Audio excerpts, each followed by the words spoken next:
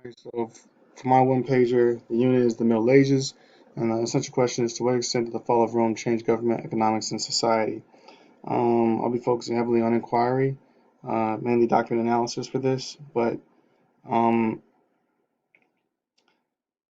it's mainly to introduce the unit. And so in groups, the students will analyze 6 short documents and determine what the document is saying about the Middle Ages. So basically, I have to summarize what the message of the document is and how is it describing the Middle Ages. Is it describing it as a dark and violent period or as a period of growth and development? Those are kind of the 2 ways they should be thinking about it.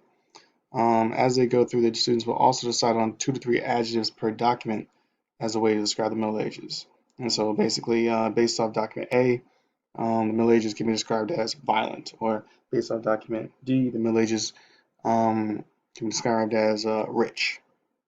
Um, and then they'll create a product. And basically, what they'll do is they'll pick the 4 documents they think provide the most accurate description of the Middle Ages based off their own interpretation of them. And then students will choose one of the adjectives that they chose for those documents. And they'll also create an image that is meant to represent the document and the adjective. For example, if they chose like document Z, the adjective may have been energetic. And so the image could be a battery. And then to summarize and reflect it all, on the content, individually, the students will do a quick write where they will argue their own personal belief in the Middle Ages.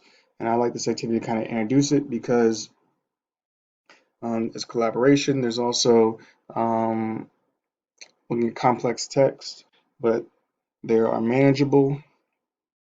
The students are able to work together. They're able to, it's a little kinesthetic because they are able to create something themselves.